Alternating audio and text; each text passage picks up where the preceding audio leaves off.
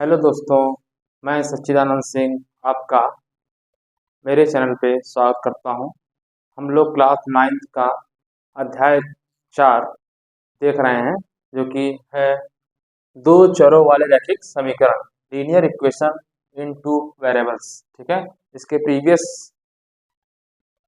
Chapter में आप लोगों ने पढ़ चुके हैं कि लीनियर इक्वेशन क्या होती है। ठीक है, तो एक बार मैं बता भी देता हूँ आप लोगों को लीनियर इक्वेशन होती क्या है।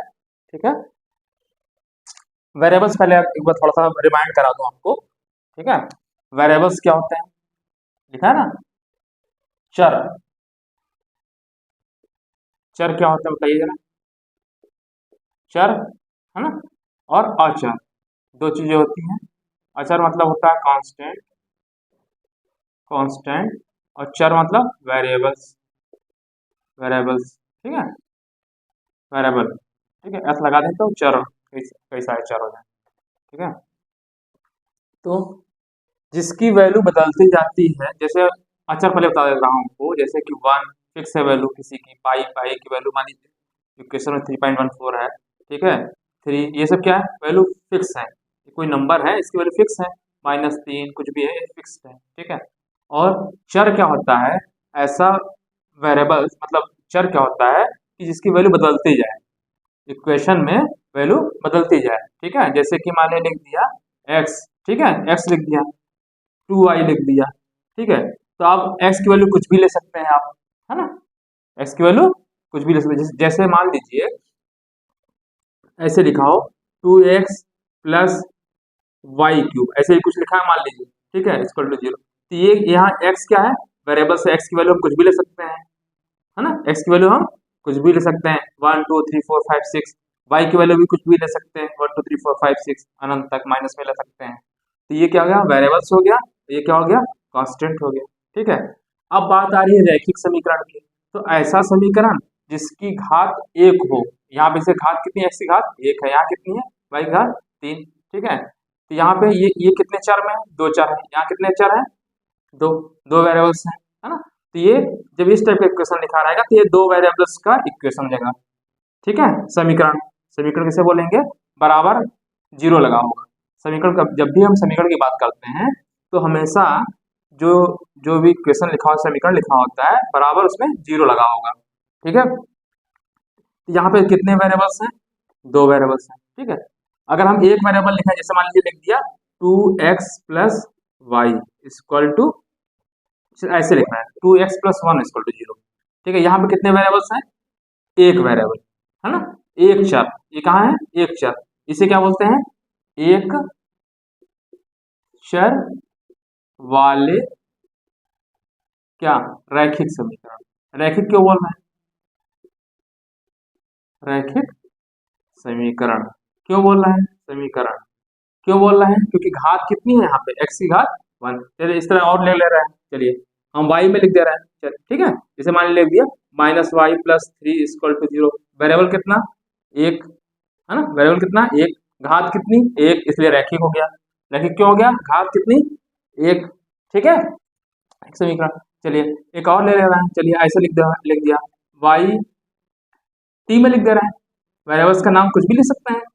चलिए 2 लिख दिया इक्वल टू 0 कर दिया, है ना, या 3 कर दिया, चलो इधर 0 लगा कर 3 कर दिया।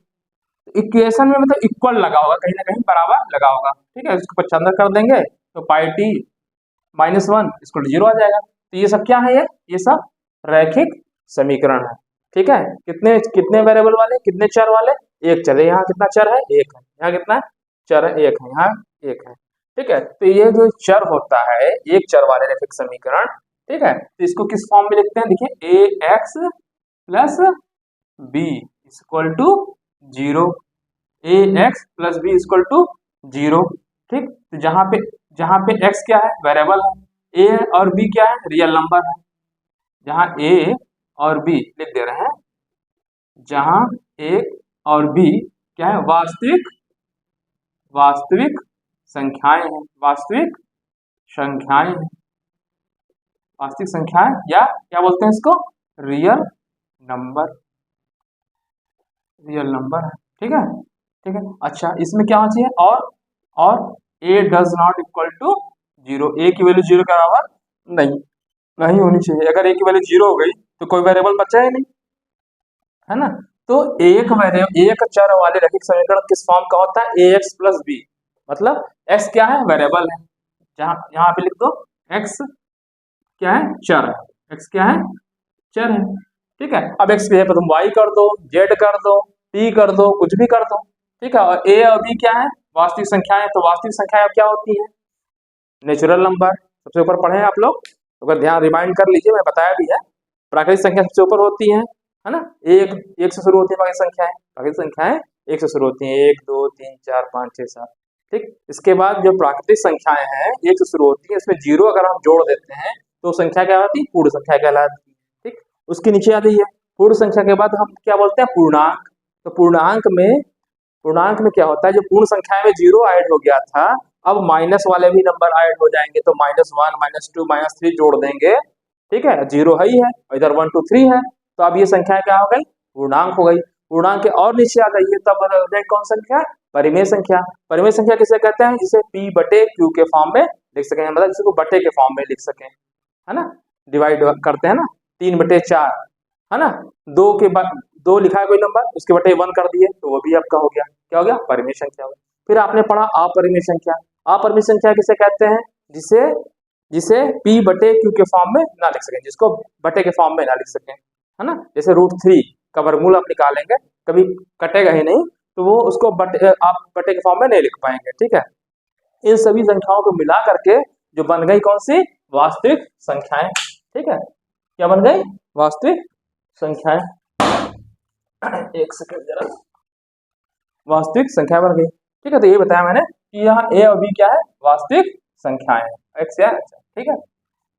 अच्छा, अब बात कर लें जो एक चर वाला है इक्वेशन, मान लीजिए इक्वेशन ले लिया, कोई भी ले सकते हैं, हम एक तो सिंपल सा ले रहे हैं, ये क्या है, एक चर वाला है 2x + 1, तो यहाँ हमेशा एक ही वेरिएबल होगा, है ना, एक ही वेरिएबल होगा, उसके आगे जो कुछ भी कांस्टेंट हो सकता है, प्लस कांस्टेंट इधर हो सकता है, मतलब कुल एक्स की घात एक्स की घात 1 होगी, या वाई हो, कुछ भी होगा, घात 1 होगी, और ए भी कुछ कांस्टेंट हो सकते हैं, इसकी वैल्यू कुछ भी हो सकती है, बी की वैल्यू 0 हो सकती है, समथिंग कुछ भी हो सकती है ना, ए की वैल्यू भी कुछ हो सकती है, ठीक है। तो ये वेरिएबल हो गया, तो इसका जो है, इसका हल, इसको हल करें तो इसकी वैल्यू क्या आएगी, ठीक है। इसके हल निकालना है, अगर मान लीजिए हल निकालें तो क्या कैसे हल करते हैं भाई, 2x = -1 हो जाएगा, इधर ले जाएंगे तो ये माइनस हो जाएगा, यानी 2x = -1 हो गया, है ना।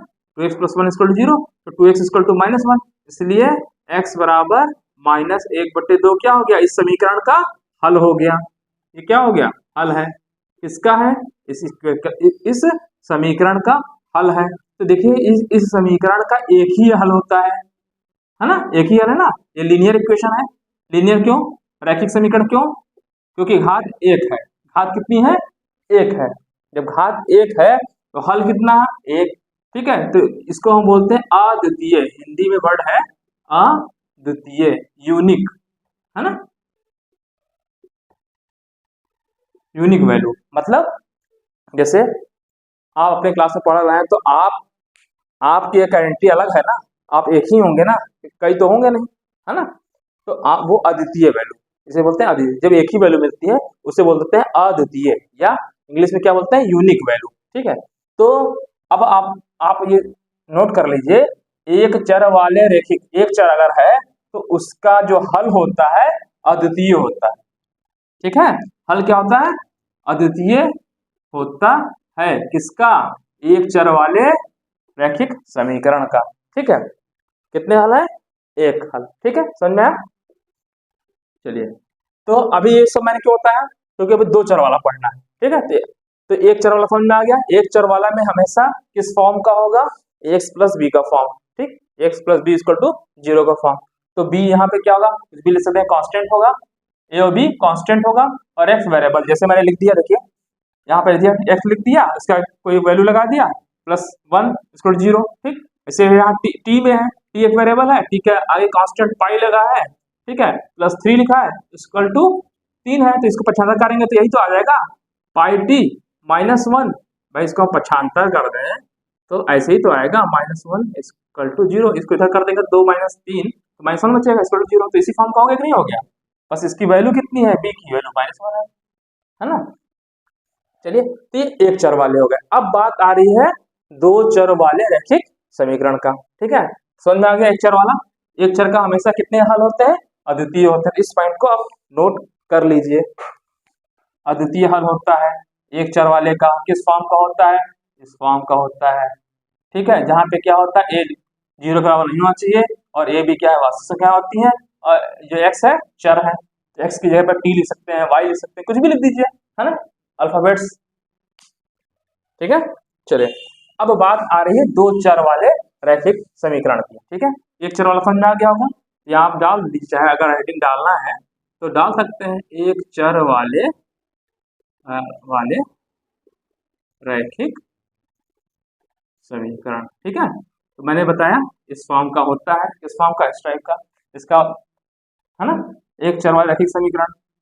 ठीक है, अद्वितीय होता है। अगर इसको हम संख्या रेखा पर रिप्रेजेंट करें, संख्या रेखा ऐसे होती है, ऐसे होती है। ठीक है, यहाँ जो 0 होता है जिसे आप मूल बिंदु बोल देते हैं, इधर जाते हैं तो +1 2 3 4 5, है ना, 5 हो जाएगा। इधर आएंगे तो -1 -2 -3 -4, है ना, ये हो गया। ये वास्तविक संख्या हो गई। देखिए यहाँ से अगर शुरू करेंगे एक से लेकर इधर तक तो सिर्फ नेचुरल नंबर हो जाएगा, 0 ऐड कर लेंगे पूर्ण संख्या हो जाएगी, पूरा मिला दिया पूर्णांक हो गया, पूरा मिला दिया पूर्णांक हो गया। ठीक, पूर्णांक के बाद परिमेय संख्या, परिमेय संख्या में जो बटे वाली संख्याएं आएंगी तो इसके बीच में कहीं आएंगी बटे वाली संख्या, है ना, किसी के बीच में आएंगी। जैसे मैंने लिख दिया 1/2, 1/2 की वैल्यू कितनी होती है?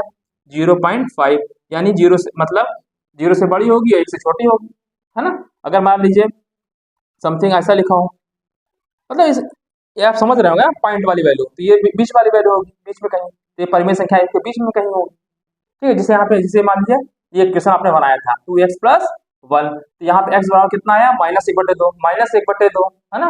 तो 1/2 यानी 1 का आधा है, 1 का आधा माइनस में, इधर इसका हल कहाँ पे होगा? यहाँ पे होगा। चलिए मान लीजिए इसी इक्वेशन का कर दिया। ठीक है, तो इस इक्वेशन का जो हल है आप ये लिख दिया -1/2, थोड़ा सा ऐसे लिख दे रहा हूँ, -1/2, है ना, x की वैल्यू -1/2। ठीक, तो ये इसका हल हो गया। तो ये संख्या रेखा है, ये क्या है आपकी? संख्या रेखा है। तो संख्या रेखा पे इसको आप प्रदर्शित कर सकते हैं, जो हल होता है एक ही होगा और संख्या रेखा पे प्रदर्शित कर सकते हैं। किसी भी क्वेश्चन का आप ले लीजिए, जैसे -y + 3 = 0, तो यानी क्या आएगा? y = 3 आएगा, तो y = 3 यहाँ पे हो जाएगा, है ना, उसका हल हो जाएगा।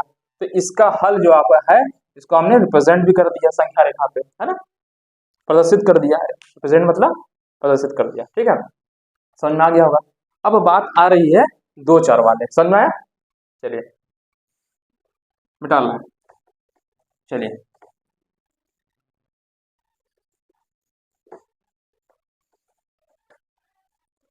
अब बात आ रही है, तो एक चर का मैं यहाँ लिख दे रहा हूँ। एक चर वाले के लिए मैंने क्या लिखा? ax + b = 0। ये कितने वाले हैं? एक चर वाले क्या? रैखिक रैखिक समीकरण। हल आपने निकाला, एक ही वैल्यू आई, अद्वितीय होती है रैखिक, है ना। इसका हल एक पॉइंट लिख दिया, आपको याद हो जाए। इसका जो हल होगा कितना होगा? हल केवल एक होगा। कितना होगा? केवल एक, है ना, एक, है ना, दैट इज, इसको क्या बोलते हैं? जब एक ही हल होता है इसे बोलते हैं अद्वितीय। ठीक है, और क्या होता है? यूनिक। ठीक है, इसको आप नोट कर। और एक चीज ये हुई कि एक्सेप्ट। अब बात जो दूसरा हमारा वो टॉपिक पढ़ना है, इसमें दो चर वाले रैखिक समीकरण। ठीक है, तो दूसरा जो टॉपिक है, दो चरों वाले रैखिक रैखिक समीकरण। ठीक है, दो चरों वाले रैखिक समीकरण। अब दो चरों वाले की बात कर रहे हैं, तो दो चर होना चाहिए, है ना। तो क्या होना चाहिए? जैसे जैसे मैंने लिख दिया x + y = 0, तो कितने हैं? दो चर हैं। ठीक है, इसी तरीके से मैं कुछ लिख दूं, x से गुणांक लिख दूं, 3x + 4y + 2 = 0। ये कितने चर हैं? 1 2। ठीक, ठीक है, ये क्या है? दो चर। रैखिक क्यों है? क्योंकि घात कितनी है? 1 है, घात 1 से ज्यादा नहीं है। घात कितनी है? एक, इसलिए रैखिक है। दो चरों वाले हो गए और घात एक है इसलिए रैखिक हो गया। ठीक है, और एग्जाम्पल ले लीजिए, कुछ भी ले, वैल्यू आप कुछ भी रख सकते हैं इसमें। ठीक है, चलिए एक्स है, मतलब एक्स वाई में हम टी में लिख ले रहे हैं, चलिए टी यू में लिख दे रहे हैं, है ना। चलिए चलिए एक टी लिख दिया, चलिए 3t minus 4u is equal to 6 लिख दिया। चलो ये हो गया, ये क्या हो गया? दो वेरिएबल्स हो गए, दो वेरिएबल्स हो गए, है ना। तो ये सब क्या है? आपके दो चरों वाले रैखिक समीकरण। तो इसका फॉर्म क्या होता है, किस टाइप का होता है ये? इसको लिखते हैं, देखिए ए एक्स, थोड़ा इधर लिखा है, नीचे लिख दिया सही रहेगा। इसका जो फॉर्म हो गया A X plus B Y plus C equal to 0। यहाँ पे एक चर वाले में क्या था? एक ही चर था। यहाँ पे किस फॉर्म का है? A X plus B Y plus C equal to 0 हो गया। ठीक है, ये क्या हो गया? दो वेरिएबल्स हो गए। तो ए और बी क्या हो गया? ए और बी क्या हो गई? ए बी क्या हो गई? वास्तविक संख्याएं हो गई। क्या हो गई? वास्तविक संख्याएं हो गई। ठीक है, वास्तविक संख्याएं हो गई। ठीक है, अच्छा, और ए बी और सी, सी भी है ना, वास्तविक संख्या हो गई। ठीक, और एक्स, एक्स क्या है? वाई क्या है? एक्स और वाई क्या है?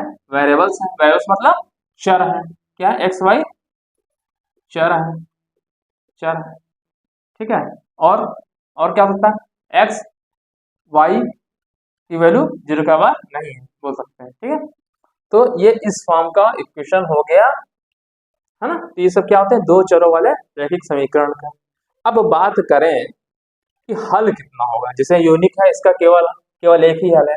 अब इसके कितने हल होंगे ये बात करें। ठीक है, चलिए चलिए मैं यही इक्वेशन लिख दे रहा हूँ, ये आपका इक्वेशन है।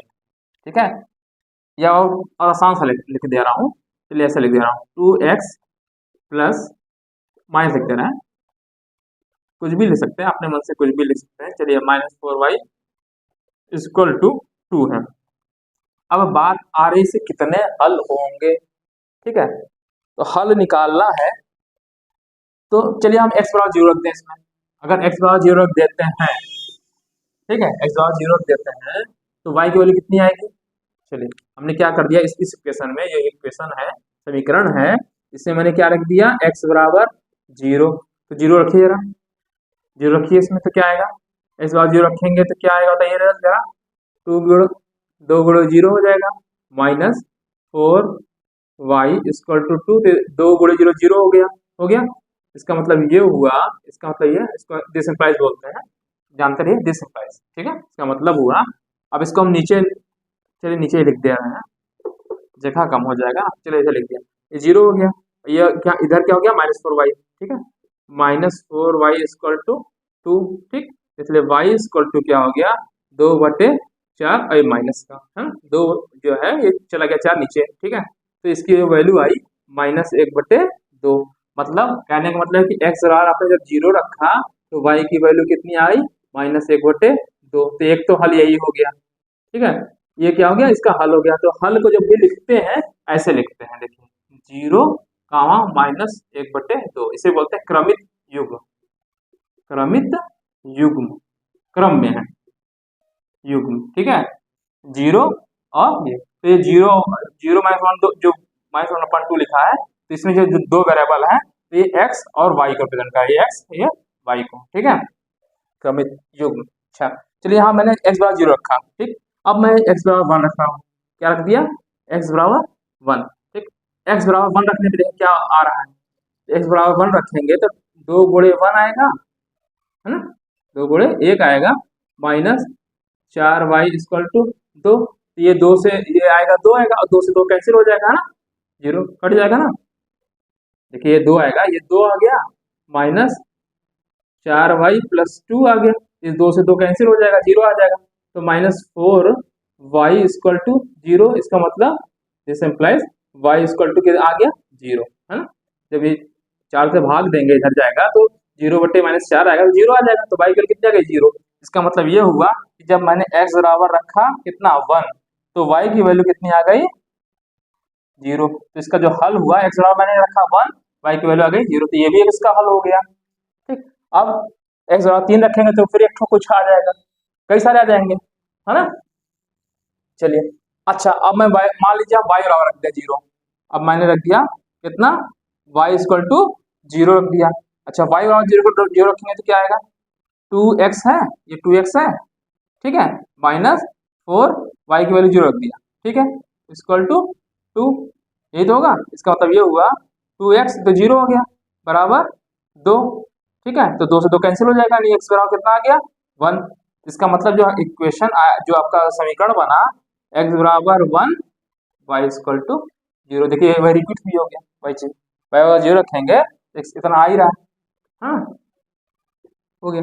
चलिए एक और रख लेते हैं, चलिए वाई बराबर 1 रख देते हैं, वाई बराबर कितना रख दिया 1 रख दिया, ठीक है, 1 रखने पे क्या आता है देखिए, क्या रखा, वाई बराबर 1 रख दिया, ठीक है, तो 2x minus 4 into 1 equal to 2, ठीक है, तो -4 हो जाएगा, तो ये क्या हो गया 2x, और ये -4 गुणे 1 करेंगे तो 4 आ जाएगा, उधर लेके जाएंगे प्लस हो जाएगा, यानी 2x इक्वल टू 2 प्लस 4 हो जाएगा, यानी कितना आ गया 6 आ गया, है ना, ये मतलब ऐसे लिख रहे हैं अगले लाइन में 2x इक्वल टू 6, इसका मतलब ये हुआ x बराबर 3, तो इसका मतलब ये हुआ कि एक समीकरण और बना x बराबर 3 और तो y इक्वल टू 1, ठीक है, पहले हमेशा इसमें x लिखेंगे, ठीक है, 3, 1 ये भी एक समीकरण हो गया, मतलब एक इसका क्या हुआ हल हुआ। अब देखिए x बराबर 0 रखें 1 रखें 2 ऐसे रखते जाएं, भले हमने 2 रखा, ठीक है, x बराबर 0 1 2 3 4 5 से रखते हैं, बहुत सारे आ जाएंगे, है ना, बहुत सारे क्या हो जाएंगे इसके हल आ जाएंगे, मतलब कहने का मतलब है कि x बराबर हम 3 और 1 रखेंगे तो 0 आ जाएगा, ये तो मतलब हुआ भाई 3, हल का मतलब क्या होता है, मतलब इधर जो लेफ्ट साइड में रखेंगे तो राइट साइड वाला आ जाएगा, इधर कितना लिखा है 2, देखिए 3 रखेंगे 3 दूना 6, 3 दूना 6 और 6 माइनस, ठीक है, गलत लिखा है क्या, चलिए हाँ एक्स बराबर मैंने कितना रखा 3 रखा, ठीक है, 3 6 और माइनस 4, तो 6 में से 4 1 y के 1, तो 6 में से जब हम घटाएंगे 4 तो 2 ही आएगा ना, सेटिस्फाई हो रहा है, तो ये हल आएंगे ना, तो ये कितने हल आएंगे, बहुत सारे हल बनेंगे, आप कुछ भी रखिए एक्स बराबर 0 रखिए 1 रखिए 2 रखिए 3 रखिए 4 रखिए, इस तरह y की वैल्यू डिफरेंट डिफरेंट आती जाएंगी, है ना, तो कई सारे हल हो गए।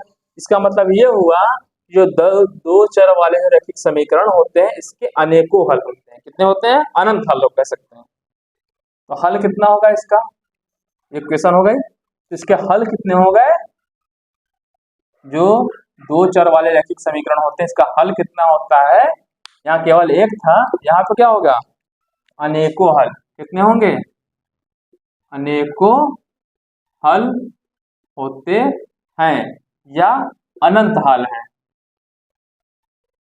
अनंत हल होते हैं, समझ में आया, तो ये चीज हमको, ठीक है, इनफाइनाइट सॉल्यूशंस, ठीक है, इनफाइनाइट अनंत हल होते हैं, तो आप दो चर आप समझ में आ गया होगा कि दो चर वाले रैखिक समीकरण जो होता है इसके अनंत हल होते हैं। चलिए अब एक चीज मैं बता दूं, अनंत हल क्यों है इसको भी थोड़ा सा जान लीजिए, आपको मैंने इसके पहले क्वाड्रेटिक ज्योमेट्री पढ़ाई है, निर्देशांक ज्यामिति पढ़ाया है ना, और निर्देशांक ज्यामिति में मैंने बताया कि जब इस टाइप का होता है तो इसको हम क्या कर सकते हैं, क्या कर सकते हैं, रिप्रेजेंट कर सकते हैं, है ना, रिकैप देख लीजिए, निर्देशांक ज्यामिति में आपने ऐसे पढ़ा होगा, ठीक है, चलिए ऐसा पढ़ा होगा, मैं बताया हूँ निर्देशांक ज्यामिति, ठीक है, निर्देशांक ज्यामिति में इसको क्या बोलते हैं एक्स अक्ष बोलते हैं, है ना, इसको एक्स अक्ष बोलते हैं और इसको वाई अक्ष बोलते हैं, ठीक है, वाई अक्ष बोलते हैं, ठीक है, इसको बोलते हैं 0 0 लिखते हैं, है ना, इसे क्या बोलते हैं मूल बिंदु, अब इधर एरो नहीं लगा रहा है, बस ये जो 0 0 है इसको क्या बोलते हैं, चलो यहाँ लिख दे रहे हैं बस 0 0, ठीक है, इसको पॉइंट को मान लिया ओ है, और इसके जो कोऑर्डिनेट है, ठीक है, जो निर्देशांक है 0 0 है, इसको जो 0 0 है उसको मैंने ओ से किया है, इसके पॉइंट है 0 0, ठीक है, इसको क्या बोलते हैं मूल बिंदु बोलते हैं, क्या बोलते हैं मूल बिंदु बोलते हैं, ठीक है। अब चलिए इधर आइए, जो पॉइंट मैंने लिखा है सबको मैं रखता चला आता हूँ, ठीक है, अब देखिए लाइन खींचना है तो बस दो काम करिए बस, है ना। है तो बहुत सारे, अगर आपको मैंने क्या बताया कि ये रैखिक समीकरण है, रैखिक समीकरण है, तो रैखिक समीकरण है तो ये क्या बनेगी, एक रेखा टाइप की बनेगी। जैसे मैंने अभी जस्ट इसके पहले बताया, ये क्या होता है, एक्स प्लस बी का फॉर्म, है ना, एक्स प्लस बी का फॉर्म।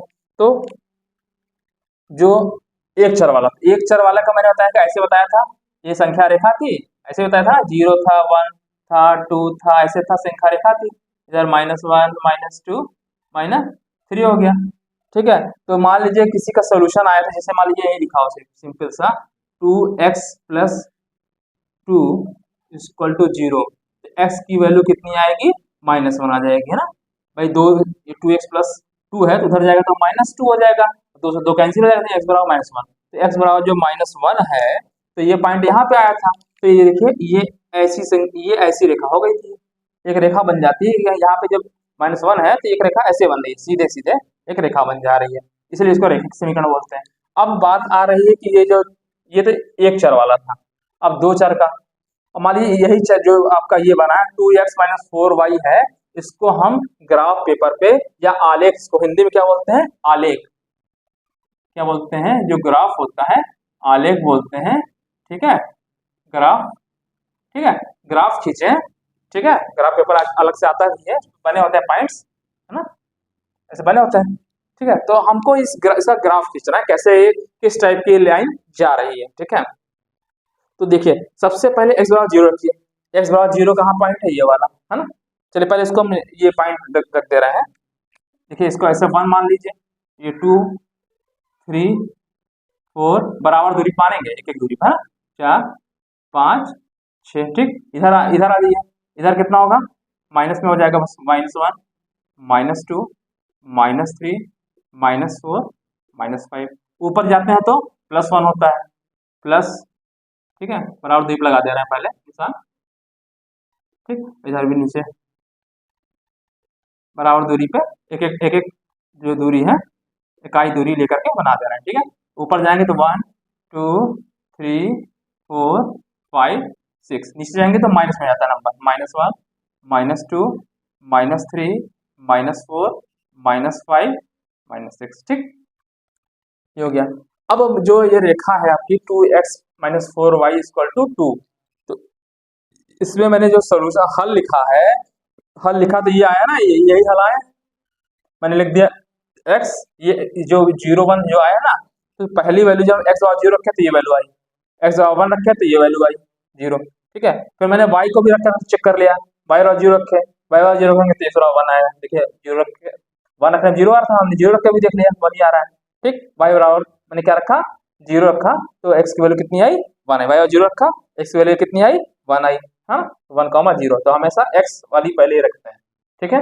अच्छा, y बराबर मैंने रखा 1, अगर 1 रखते हैं तो x की वैल्यू कितनी आई, 3, या आप कहेंगे x बराबर हम 3 रखेंगे तो y की वैल्यू कितनी आएगी, 1 आएगी, है ना, ठीक है।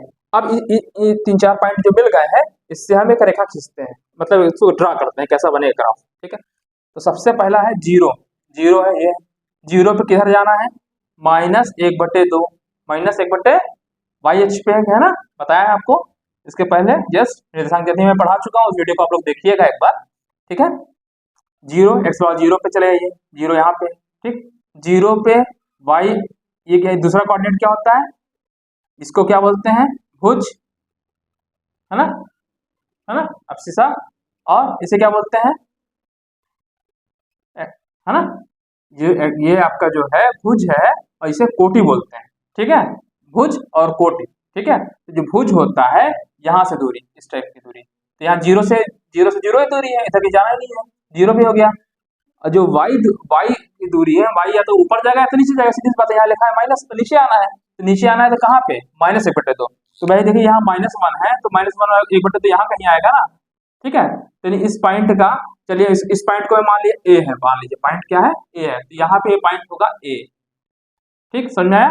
अच्छा, फिर मान लीजिए ये पॉइंट मान लिया मैंने, बी मान लिया, बी पॉइंट कहाँ पे है, 1,0, एक क्या है, x बराबर 1 पे जाए, x बराबर कितना, 1, x बराबर कहाँ, 1 कहाँ है, ये है, y की वैल्यू कितनी है, 0 है, y की वैल्यू कितनी है, 0, तो ये पॉइंट है, जो ये वाला पॉइंट है, बी हो गया, ठीक है, इस बी का पॉइंट 10 हो गया। अब यहाँ 10 है तो ये भी 10 है, तो इसको मतलब ही नहीं है, सेम ही पॉइंट है, छोड़ देंगे। अब ये सी है, क्या है पॉइंट, सी है। एक्स बराबर 3, एक्स बराबर 3 जाइए, एक्स बराबर 3 पे गए, ये गए, और वाई की वैल्यू कितनी आ रही है 1, एक्स बराबर 3, सब पॉजिटिव डायरेक्शन में, निगेटिव तो नहीं आ रहा है, अगर निगेटिव होता तो इधर आते हैं। यहाँ लिखा है एक्स बराबर 3, 3 मतलब इधर जाना है, 3 पे चले गए, 1 2 3, वाई की वैल्यू कितनी 1, तो ऊपर जाना है पे 1, तो नहीं, ये वाला पॉइंट आएगा यहाँ पे ऐसे, ठीक है, ये वाला पॉइंट आ गया, और इस पॉइंट का क्या नाम है सी। अब इनको पूरे तीनों को मिला देंगे तो एक रेखा ऐसे बन जाएगी, इस पूरे पॉइंट को मिलते हुए एक ऐसे, ये तीनों पॉइंट मिलेगा, एक रेखा से जा रही होगी, है ना। ये पॉइंट है, इस पॉइंट का नाम क्या है सी है, ठीक है। देखिए एक रेखा बन रही है, इसीलिए इसको बोलते हैं रैखिक, क्या बोलते हैं, रैखिक समीकरण, ठीक है। दो चर पे, तो दो चर पे एक रैखिक समीकरण आ रहा है। अब देखिए ये पॉइंट इस पे सेटिस्फाई कर रहा था, ये वाला पॉइंट, मतलब ये वाला पॉइंट जो है 0 - 1 करके आया, अपने ए आया, इस वाले पॉइंट को अपने बी मान लिया, सी वाला इस तरह सी मान लिया, सी आया 3 1 रखने पे। ऐसे इस पे कोई भी पॉइंट ले लीजिए, बहुत सारे पॉइंट हो गए, है ना, कोई भी ले लीजिए, तो इसीलिए इसका अनंत हल है। तो इस रेखा पे बहुत सारे बिंदु होंगे, बहुत सारे क्या होंगे, जैसे पॉइंट ही तो है, ये बिंदु होंगे, ये बिंदु होगा, ये बिंदु होगा, है ना। तो बहुत सारे जब बिंदु हैं तो बहुत सारे क्या हो गए, इसको सोल्यूशन हो गए, बहुत सारे उसके हल हो गए, ठीक है। तो आपको यही बताना था कि दो चर वाले रेखा रेखा जो समीकरण होता है, तो उसको, उस पे जो हम इसको ड्रॉ करते हैं तो एक रेखा बनती है ऐसे, रेखा ऐसे बन सकती है या ऐसे बन सकती है, ऐसे कोई रेखा बनेगी, लेकिन एक बनेगी एक रेखा ही ऐसे बनेगी, है ना। आप ऐसे बिल्कुल जो पॉइंट मिलेंगे उस पॉइंट को मिलाते हुए खींचेंगे तो रेखा ऐसे बन सकती है, ऐसे बन सकती है, मूल मूल बिंदु से जाते हुए हो सकती है, ऐसे जाती हुई हो सकती है, कोई एक ही रेखा बनेगी, ठीक है। और उस रेखा पे क्या है, बहुत ये जो पॉइंट है, कोई भी पॉइंट हम ले सकते हैं, मतलब ये रेखा तो कोई भी कहीं कहीं पे भी हम एक बिंदु ऐसे रख दिए तो क्या एक पॉइंट हो जाएगा, तो पॉइंट हो जाएगा तो क्या होगा, यहाँ से एक दूरी x हो जाएगी, यहाँ दूरी y हो जाएगी। जैसे मान लीजिए ये रेखा यहाँ पे कट कर रही है, मान लीजिए, है ना, मान लीजिए इसका देखना है, तो यहाँ से एक परपेंडिकुलर खींच दीजिए, यहाँ से परपेंडिकुलर खींच दीजिए, मतलब यहाँ से क्या करें, लंबवत रेखा खींच दे, और यहाँ पे जहाँ पे वो कट करेगा वो एक पॉइंट मिल जाएगा अपने आप, ठीक है। चलिए, तो मैंने आपको ये बताया कि दो चर वाले जो रेखिक समीकरण होते हैं वो किस फॉर्म का होता है, ax + by + c के फॉर्म का होता है, ठीक है। इससे कितने हल होते हैं, अनेकों हल होते हैं या अनंत हल होते हैं, सिर्फ मैंने ये बताया, ठीक। अब इसी पे बेस्ड आपके क्वेश्चंस हैं, ठीक है, इसको मिटा रहा है,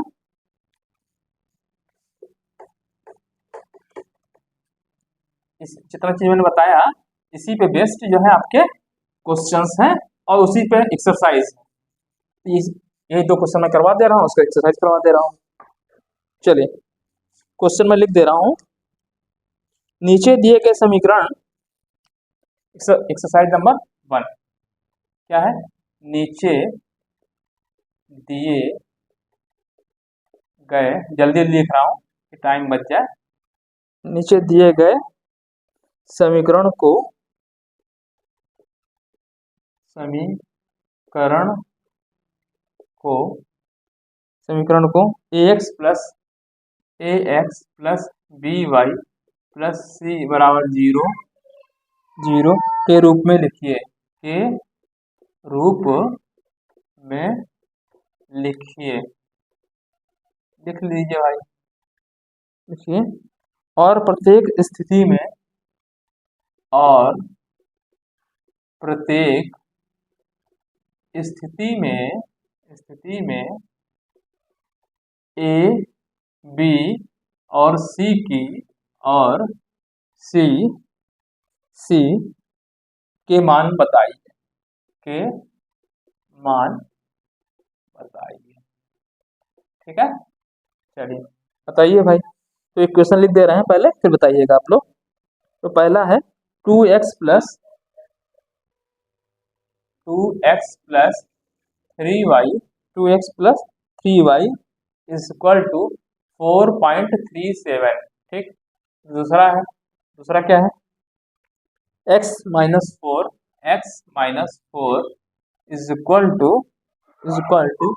√3y, √3y बाहर है, ठीक है, √3 इसके अंदर है y, ठीक है।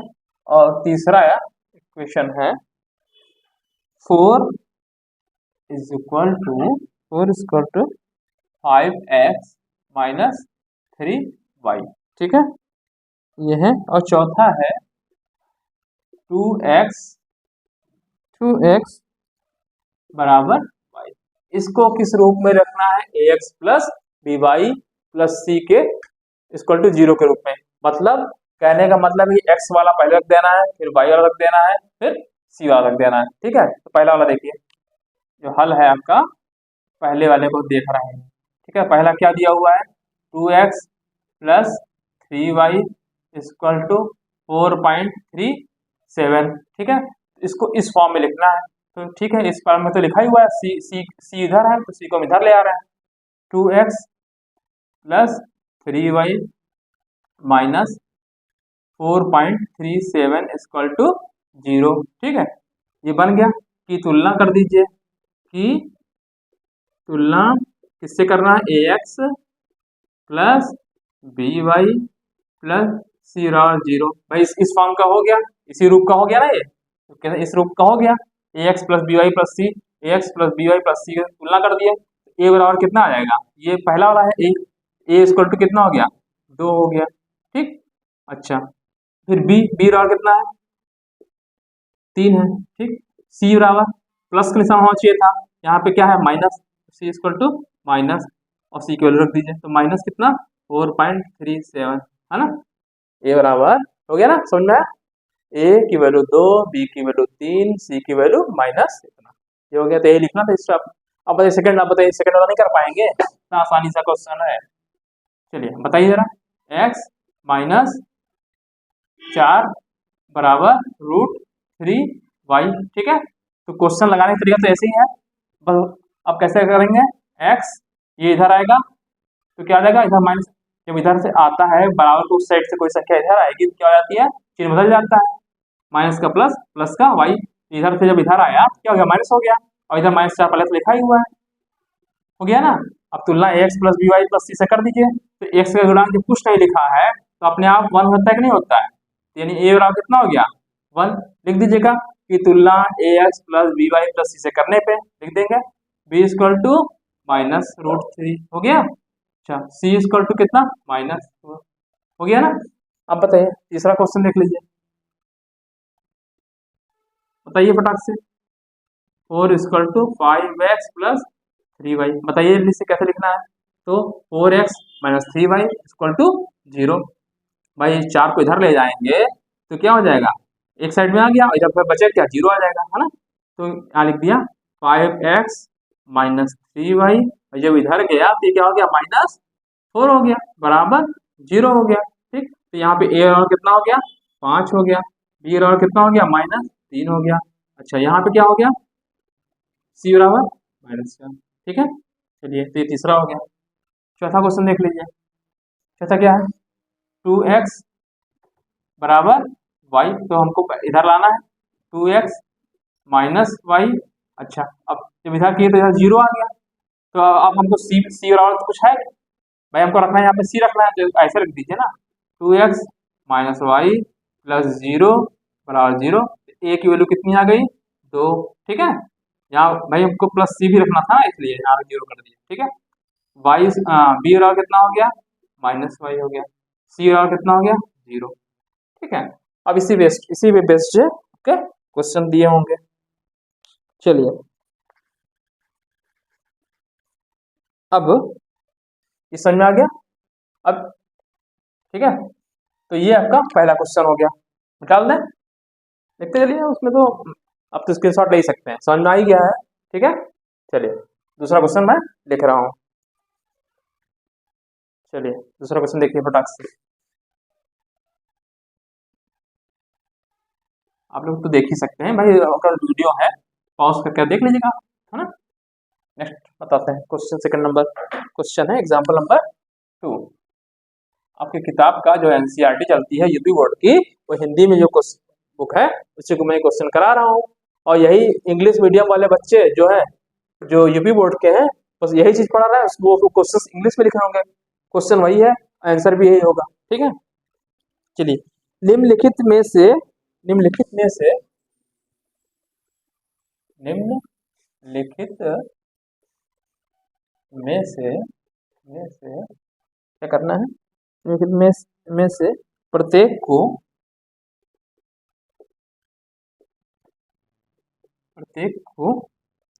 दो चरों वाले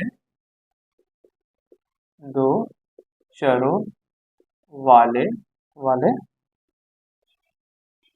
वाले दो चरों वाले समीकरण के रूप में समीकरण के रूप में लिखिए। ठीक है, क्वेश्चन क्या है, x equal to -5, x equal to कितना लिखा है -5। जो दूसरा क्वेश्चन है y इक्वल टू 2। तीसरा क्वेश्चन है 2x equal to 3, 2x equal to 3। ठीक है, चौथा है 5y equal to 2, 5y equal to 2। पांचवा, ठीक है, यही है। चलिए, और 4 ही है, 5 4 ही है। ठीक है, 4 ही है, तो इसको करना है। चलिए एक पहले आपको एक चीज बता दूं, इसके पहले चलिए, जैसे इस क्वेश्चन करने पहले एक थोड़ा सा बता दूं थोड़ा सा आपको। जैसे मान लीजिए ax plus B equal to 0 लिखा, b कितने चर है, इसमें एक चर है। अगर दो चर वाले में कन्वर्ट करना है तो भाई दो चर वाले में क्या होना चाहिए था, ax plus B Y plus C equal to 0 ऐसा होना चाहिए था, मतलब दो वेरिएबल होने चाहिए थे, है ना। तो ये कितने चर वाला है, एक चर। अब इसको दो चर में मान लीजिए कन्वर्ट करना चाहते हैं, क्या कर दीजिए, ax है, ठीक है। अब हमको एक y वाला टर्म लेना होगा, ठीक है। तो y का टर्म यहाँ पे तो 0 है, मतलब कहने का मतलब है कि y हम ले लें, आगे हम 0 लगा दें, तो 0 इंटू वाई 0 ही हो जाएगा, प्लस b लिखा है। चलिए, तो फॉर्म तो यही हो गया ना भाई, एक वेरिएबल ये हो गया, दूसरा वेरिएबल ये हो गया, और एक जो कांस्टेंट रहता है कांस्टेंट हो गया। भले यहाँ बी लिख दे, सी लिख दे, कांस्टेंट है तो कांस्टेंट ही है ना। तो मतलब कहने का ये है कि अगर एक वेरिएबल, एक चर वाला जो समीकरण दिया है, अगर दो चर वाले में कन्वर्ट करना है, बदलना है, तो क्या करना होगा भाई, एक चर तो लिखा ही हुआ है, दूसरा चर को भी लिखना पड़ेगा, तो उसका आगे 0 लिख दीजिए, 0 into y plus B equal to 0। ठीक है, तो ये कितने, दो चर वाले हो गए कि नहीं, दो चर आ गया यहाँ पे, है ना। इसको हम दो चर वाले में कन्वर्ट करते हैं, ये चीज कहने का मतलब। ठीक है, चलिए, अब जो पहला क्वेश्चन है 1x x इक्वल टू, ये पहला क्वेश्चन है ना, इसका सोल्यूशन हल, तो हल लिख रहे हैं पहले वाले का। ठीक है, क्या क्वेश्चन है, x इज इक्वल टू -5। ठीक, तो इसको अब इससे आप देखिए तो क्या होना चाहिए, x हो गया, ठीक है।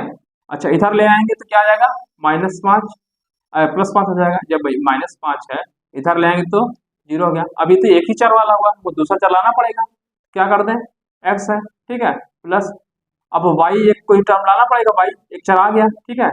अपने में से कुछ भी लिख सकते हैं, हम y लिख दें, t लिख दें, दो चर होना चाहिए बस, ठीक है। तो हमने y लिख दिया, मान लीजिए दो चर, ठीक है। आगे क्या कर दिया, 0 गुणे, ये जो पॉइंट लगा है ये समझिए गुणे है, ये 0 गुणे y, ठीक है। तो जनरली जब 0 गुणे y तो 0 ही लिख देते हैं ना आगे, 0 इंटू वाई, है ना, ये ऐसे डॉट लगा देते हैं, मतलब कि क्या है, गुणा है, 0 इंटू वाई, है ना। अच्छा, प्लस 5 इक्वल टू 0। अब बताइए दो चर वाले में हो गया कि नहीं हो गया, एस के यहाँ पे आप चाहें तो एक्स के आगे 1 लिख दें या ना लिखें, भाई किसी संख्या के आगे आप चाहे 1 लिखे चाहे ना लिखें, है ना, मतलब वही है, ठीक है, वेरिएबल्स के आगे, ठीक है। तो ये पहले वाले का हल हो गया, ठीक है, पहले वाले का ये हल हो गया, समझ में, ये दो वेरिएबल्स आ गया ना, तो दो वेरिएबल्स वाले समीकरण के रूप में हो गया, ठीक है। अब नेक्स्ट क्वेश्चन है जो आपका कौन सा है, y इक्वल टू 2 है, सेकंड वाला हम यहाँ कर दे रहे हैं। अब बताइए फटाक से आप लोग कैसे करेंगे इसको, ये y इक्वल टू, तो ये एक वेरिएबल है, सब लाना पड़ेगा, है ना। सबसे पहले क्या करेंगे, y -2, भाई 2 है, इधर आएगा, इधर 0 बचेगा, है ना। फिर क्या लिखेंगे, फिर क्या करेंगे, एक वेरिएबल और लेना पड़ेगा, मान लीजिए हम x ले रहे हैं, ठीक है, x ले लिया, तो x भाई हम x लगा रहे हैं तो 0 करना पड़ेगा ना, तभी तो यहाँ 0 आएगा, 0 आ जाएगा। ठीक है। अच्छा, y जब लिखा हुआ है तो आगे कुछ नहीं लगा तो प्लस लगाएंगे, हमेशा प्लस y ही होता है, माइनस 2 इक्वल टू 0। ठीक है, इस फॉर्म का हो गया कि नहीं हो गया, ax plus by plus c equal to 0, है ना, फॉर्म हो गया। तीसरा क्वेश्चन देख लीजिए। तीसरा क्वेश्चन क्या है, 2x इक्वल टू 3 है। ठीक है, कैसे करेंगे, 2x, ठीक, माइनस 3 इक्वल टू 0, तो एक ही वेरिएबल्स का है, दो वेरिएबल बनाना है, क्या करना होगा, 2x, ठीक है, एक y लेंगे तो प्लस कर दिया, ठीक है, क्या कर दें, 0 into y minus 3 equal to 0 हो गया। ठीक है, दो वेरिएबल्स का हो गया। चौथा, ठीक, चौथा क्या है, 5y इक्वल टू 2, करिए, 5y माइनस 2 इक्वल टू 0, एक वेरिएबल लगाना पड़ेगा, मान लिया हम वेरिएबल का नाम टी कर दे रहे हैं, टी कर दे रहे हैं, चलिए इसमें क्या है, 0 into t plus 5y minus 2 equal to 0। ठीक है, तो ये आपके क्वेश्चंस हो गए। चलिए चलिए अब मैं क्वेश्चन लिख दे रहा हूँ, थोड़ा टाइम बच जाएगा, एक्सरसाइज जो है 4.1 के क्वेश्चन में लिख दे रहा हूँ, टाइम लग जाएगा आपको मुझे जो है लिखने में। चलिए, मैंने प्रश्नावली 4.1 के प्रश्नों को मैंने लिख दिया है। ठीक है, दो ही क्वेश्चन है, ठीक है, दो ही प्रश्न है, तो इस क्वेश्चन का हल देखा जाए। ठीक है, तो पहले वाला क्वेश्चन को मैं हल यहाँ कर रहा हूँ। पहला क्वेश्चन पढ़िए, एक नोटबुक, नोटबुक यानी कॉपी, एक नोटबुक की कीमत एक कलम की कीमत से दुगनी है। ठीक है, इस कथन को निरूपित करने के लिए दो चरों वाले रैखिक समीकरण लिखिए। नोटबुक की कीमत एक कलम की कीमत से दुगनी, तो सबसे पहले नोटबुक की कीमत मालूम होनी चाहिए, तो मैं मान लूंगा, माना नोटबुक की कीमत x रुपए है, ठीक, और कलम की कीमत की दुगनी है, तो कलम की कीमत मान लिया y मान लेंगे, तो x है ना, तो y, तो जो कलम की कीमत की दुगनी है तो क्या हो जाना चाहिए, ठीक है, x इक्वल टू 2y हो जाना चाहिए, है ना, तो कैसे करेंगे, चलिए, तो सबसे पहले क्या मानेंगे, माना नोटबुक की कीमत x रुपए है ना, क्यों मान रहे हैं, तो इसने लिखा है इस क्वेश्चन में दो चरों वाला रैखिक समीकरण बनाइए, लिखिए, है ना, इसलिए इसको हम कर रहे हैं। ठीक है, चलिए तो करा जाए। चलिए, और दूसरा क्वेश्चन है, दो क्वेश्चन है, ये तो मैं करवा ही चुका हूँ, अभी फिर से बता भी दे रहा हूँ आपको। ठीक है, चलिए, क्वेश्चन तो करवा चुका है, स्टेप क्वेश्चन अभी जस्ट करवाया हूँ, कर लेंगे आप आसानी से। ठीक है, अगर क्वेश्चन आपको आ रहा है, ठीक है, इससे दूसरा वाला क्वेश्चन अभी मैं बताऊंगा, तो वीडियो पॉज करिएगा और इसे करिएगा, ठीक है, और आंसर अपने से सॉल्व करिएगा और मेरे से मैच करा लीजिएगा पॉज करके। ठीक है, मेरे से पहले कर लीजिए। तो पहला वाला देखते हैं, माना नोटबुक, नोटबुक की कीमत है ना, माना नोट, या इधर से लिख रहा है तो दिख रहा होगा, नोटबुक की कीमत, की कीमत, कीमत, कीमत x रुपए है। ठीक है, बराबर, अब आजकल तो ये वाला सिंबल यूज होता है ना, रुपीस का, ये वाला रुपीस, है ना, रुपये लिख दे रहे हैं, नहीं तो लिख सकते हैं कि x रुपए, है ना, x रुपीज x, ठीक, नोटबुक की, और कलम की कीमत भी मान लीजिए, तो एक कलम मान लेते हैं, कलम की कीमत, ठीक है, दोनों मान लिया है मैंने, कितना, ये सिंबल किस चीज का है, रुपए का है, ये मतलब ये कुछ कोई है ना, आप चाहे तो ऐसे लिख दीजिए, y रुपए है, ठीक, ऐसे भी लिख सकते हैं, मतलब मैंने रुपए सिंबल का यूज कर दिया है कि हम जानते रहिए कि ये रुपये का सिंबल है। अब आजकल रुपये के लिए यही लगता है ना, ऐसे पहले आप लिखते थे रुपीज, ऐसे रुपीज 4, है ना, तो हिंदी में अगर लिखना है तो ये यही सिंबल का आजकल यूज होता है। ठीक है, अब क्या किया, प्रश्न अनुसार, प्रश्न प्रश्न पढ़िए, प्रश्न क्या कह रहा है, प्रश्नानुसार, प्रश्न के अनुसार, क्या प्रश्नानुसार क्या कह रहा है, नोटबुक की कीमत, नोटबुक की कीमत कितनी है, x है, ठीक, कलम की कीमत की दुगनी है, तो कलम की कीमत कितनी है, y है, इसकी दुगनी है 2 है, ठीक है, इसका मतलब हुआ x is equal to 2y हुआ, है ना, तो इसको निरूपित करने वाले रैखिक समीकरण लिखे, यही हो गया समीकरण, चाहे तो और ऐसा लिखना चाहे तो ऐसे लिख सकते हैं, x -2y इक्वल टू 0। यही आपका क्या हो गया, आंसर हो गया। ठीक है, x - 2y इक्वल टू 0 हो गया। ठीक है, अगला क्वेश्चन क्या है, चलिए सेकंड क्वेश्चन मैं जो करवा चुका हूँ अभी, जस्ट इसके पहले करवाया है, इस टाइप का क्वेश्चन इस टाइप कराया है ना। निम्नलिखित रैखिक समीकरण को ax + by + c के रूप में व्यक्त कीजिए। जल्दी जल्दी बताइए फटाक से, प्रत्येक स्थिति में abc का मान बताइए। तो पहला क्वेश्चन बताइए फटाक से जल्दी से, 2x प्लस, हम डायरेक्ट लिखेंगे, देखिए 3y है, इधर 75 करके इधर लिख दिया है, प्लस 3y, चलिए लिख दे रहे हैं, नहीं पता लगा आप लोग उसको भी नहीं कर पाते हैं। ये 5 पे बार लगा हुआ है, इसका मतलब ये होगा कि 9.35555 अनंत बार आ रहा है, ये मतलब होता है ना। और ये परमेय संख्या होगी, इसे कहते हैं परमेय संख्या, क्योंकि हम इसको बटे के फॉर्म में लिख सकते हैं, इसलिए ये परमेय संख्या भी है। जो 9.35 बार है ना, मतलब 5 बार लगा है, 5555 रिपीट हो रहा है, ये मतलब है। ठीक है, यहाँ पे हो गया 2x प्लस 3y माइनस 9.35 बार इक्वल टू 0। ठीक है, तो ये a है, ये b है, ये c है, अब लिख देंगे इसकी तुलना। एक क्वेश्चन में पूरा लिखा हूँ और दूसरा क्वेश्चन आप लोग डायरेक्ट लिखेंगे कि तुलना किससे करने पे, ax plus by plus c बराबर 0 से करने पर। ठीक है, दिखाया ना, इस रूप में लिखे, तो इस रूप में व्यक्त कर ही दिया आपने, रूप यही हो गया। तुलना करें, उसने कहा ना कि प्रत्येक अंक में a b और c का मान होता है। a बराबर कितना हो गया, 2, ये a है, a बराबर 2 है, b बराबर कितना है, ये 3 है, c बराबर कितना है, -9.35 बार। अब मैं डायरेक्ट यही लिखूंगा कि तुलना करने पर नहीं लिखूंगा। ठीक है, सेकंड क्वेश्चन बताइए फटाक से, जल्दी बताइए।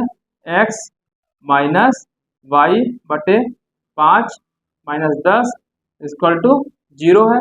ठीक है, तो हम इसको क्या लिख सकते हैं, देखिए ऐसे, x माइनस 1/5 गुणे वाई माइनस 10 इक्वल टू 0। तो a की वैल्यू कितनी यहाँ पे बताइए, x के इसका गुणांक कितना है, 1 है ना, जब कुछ नहीं लिखा तो 1 होता है।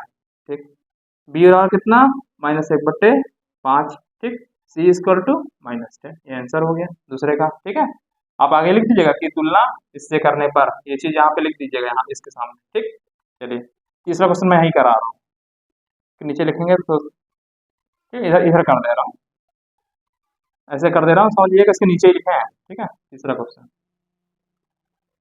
ठीक, तीसरा क्या है, ये है -2x plus 3y equal to 6। ठीक है, माइक ऑन है ना, कई बार होता है क्या कि आवाज कट जा देखने। चलिए ये तो क्या हो जाएगा, -2x प्लस 3y, और जब 6 है इधर जाएगा तो -6 इक्वल टू 0 की तुलना इससे करने पर लिख देंगे आप। तो यानी यहाँ पे a की वैल्यू कितनी आ गई, -2, b की वैल्यू कितनी आई, 3, ठीक है, c की वैल्यू -6। ठीक है, ये हो गया।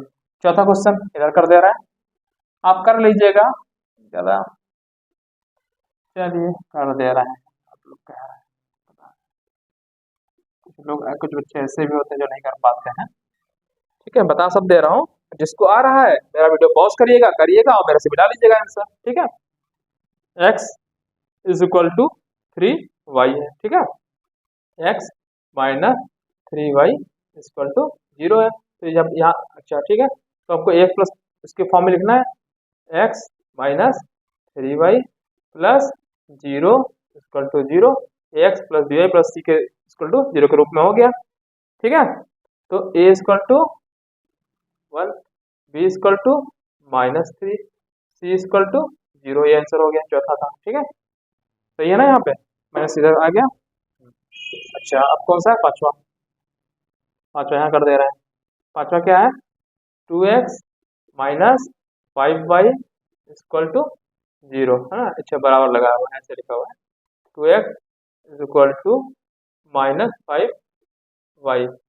ठीक है, तो ये क्या आएगा, 2x plus 5y equal to 0। तो इसको कैसे लिखेंगे, 2x प्लस 5y, कांस्टेंट वाला टर्म नहीं है तो अपने आप से 0 जोड़ देंगे, इक्वल टू 0। तो a बराबर कितना, 2, b बराबर 5, c बराबर 0।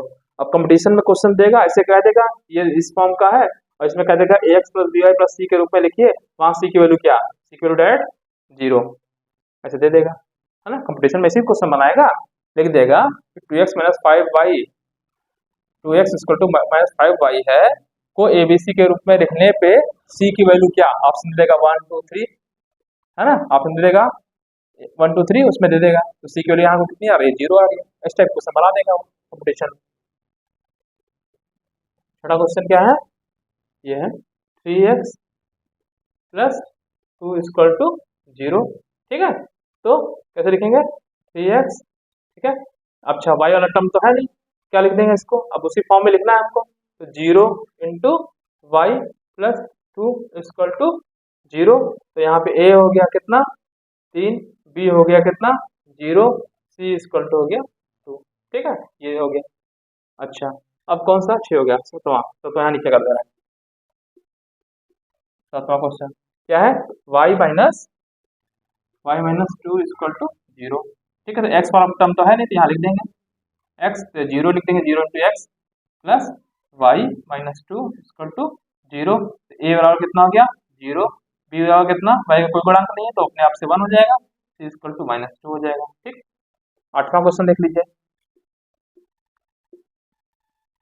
आठवां क्या है 5 इक्वल टू 2x, ठीक है, ये उधर चला जाएगा, तो क्या हो जाएगा 2x minus 5 equal to 0, y वाला टर्म है नहीं, यहाँ लिख दीजिए 2x, ठीक है, क्या लिखेंगे plus 0 into y minus 5 equal to 0, a equal to 2 a है, ठीक है, ये b इक्वल टू 0 और c इक्वल टू माइनस 5, ठीक है। तो ये आपका प्रश्नावली 4.1 कंप्लीट हो गई, ठीक है।